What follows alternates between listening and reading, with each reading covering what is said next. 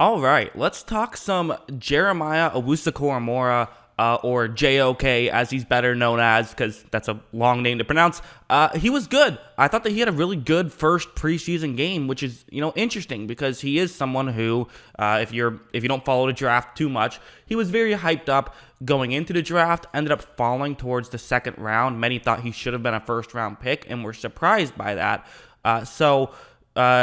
Now that he's had a good preseason, I think that the surprise becomes maybe even a little bit more surprising. And let's talk about what he was able to do well with the Cleveland Browns. So we can start off with a play like this. So he's going to blitz on this play. And blitzing is something that he did so well in college. He's going to do it well in the NFL. And I think one of the craziest things about JOK is just how explosive he is. He's incredibly explosive.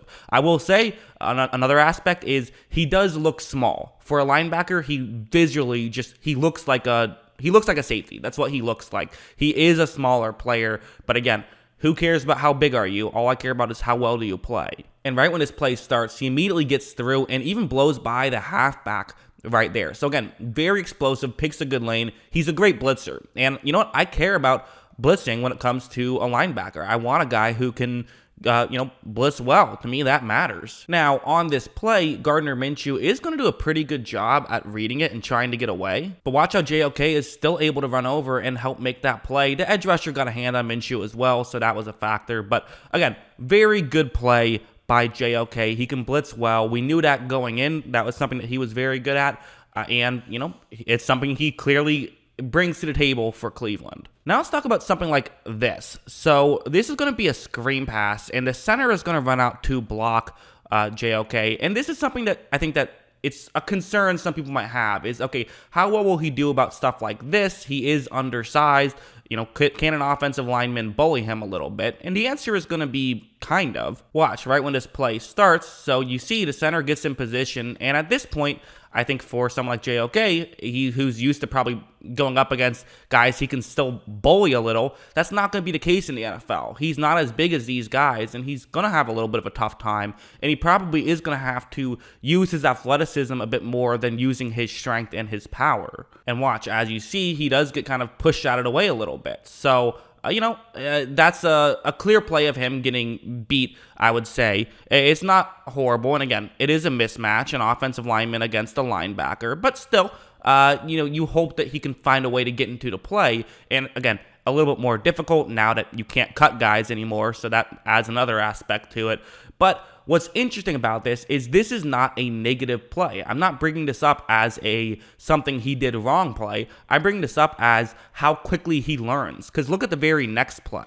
So right here, you're going to see him, again, the center is going to go up against JOK, and watch what he's going to do this time. So again, same situation. You see there's a good positioning, but this time, last time he just embraced the contact and was trying to run over the center for Jacksonville, and it just didn't go well. Well, he's completely got a new idea in his head now. Look at him use his footwork to kind of get around there, and then, just the way the play broke down, he had to get to the other side. But clearly, he's willing to learn and willing to sort of do some other stuff, I think, which is pretty good. And again, I think the center was also kind of okay with him going in that direction, so that's another aspect. But it's a small thing to show that he's willing to learn, he's willing to realize, okay, if I have to use my athleticism, then I will, because let's be honest, he's an incredible athlete. Like, I think a play like this is a good example where it's going to be man coverage. He's playing man coverage. And one of the things that, a lot of people talked about in college was, oh, look, he can just go line up man on man and he can play coverage well. And I was a little bit hesitant because I said, well, okay, yes, he does do that well, but some of the stuff that he does in college will not work in the NFL. He was such a great athlete that he can kind of just rely on athleticism. But what's interesting about it is how it translates to the NFL. So watch what's going to happen. Right off the bat, he's getting beat right here. He tries to create some contact. It does not go well. 19 does a good job of sort of getting to the outside a little bit. And now you think that this is a bad situation. This is a 3rd down and 6. And so this could be a great spot for Jacksonville to potentially pick up the first down. It's tough, but maybe they can do it. And this is where having something like speed really comes into play, because speed in a lot of ways is a get out of jail free card. And we don't know exactly how fast JOK is. He never ran a 40-yard dash, but he clearly has speed. And for some guys, if they get beat like this, well, then they can give up a touchdown because they don't have speed. But when you have speed, you can afford to get beat, and you can afford to basically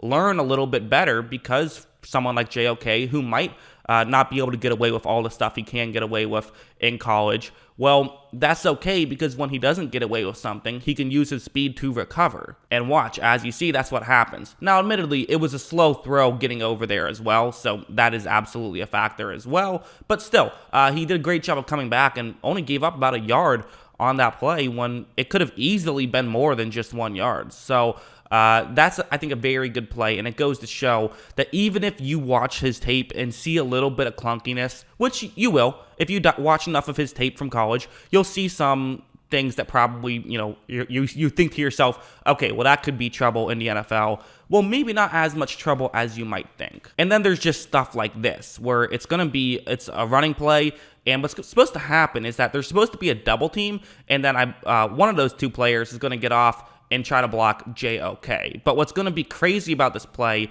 is that JOK is going to read it so well, they're just not going to have time. Watch him just shoot that gap right there, gets an immediate tackle. Just a tremendous play by JOK there, and that's why most people felt like he should have been a first rounder. His plays like that right there, that is the reason. Honestly, if I have to make a comparison to somebody, one of those people I might compare him to is like a Jamal Adams type. And listen, they technically play different positions. Jamal Adams is listed as a safety. JOK is a linebacker, but they're essentially doing the same thing. They go around the middle of the field and sort of blow stuff up. And on paper, this Cleveland defense should be very good. This Cleveland secondary should be very good. We've seen teams look great on paper and have it not work out in the past, but in my opinion, this Cleveland team on paper is the best team in football. I think they have so much talent basically everywhere. And I think that that's really good for someone like Jeremiah Owusu-Koramoah, because he can sort of rely on his athleticism and just blow stuff up. He can make those splash plays. He can shoot a run gap and make a quick tackle, because if he screws something up, well, you still have like Myles Garrett and Jadeveon Clowney to, be on the edge to make those stops and things of that nature. So you're kind of in a better situation than you would be if you're playing on a bad defense, which obviously goes without saying, but even more so in someone like Owusu-Koramoah's case. He's a blast to watch. I mean, that's the main thing, is he's just so much fun to watch. So I think it'll work out. I do think this was a steal. I know there was I guess he fell because there was a heart problem that also had been cleared. So it makes zero sense to me. I don't get why teams overthink this so much. He's a great player. Draft him. He's a great player, and Cleveland got, in most people's opinion, the second best linebacker in the draft, if not the best linebacker in the draft. General consensus was Parsons 1, Owusu-Koramoah 2. That's what I have, and I think that he had a great, honestly, both of those two guys had a great first preseason game, so a lot of fun. That's what I think. What do you guys think? Let me know in the comments below. Always love hearing from you, and of course, as always, thanks for watching.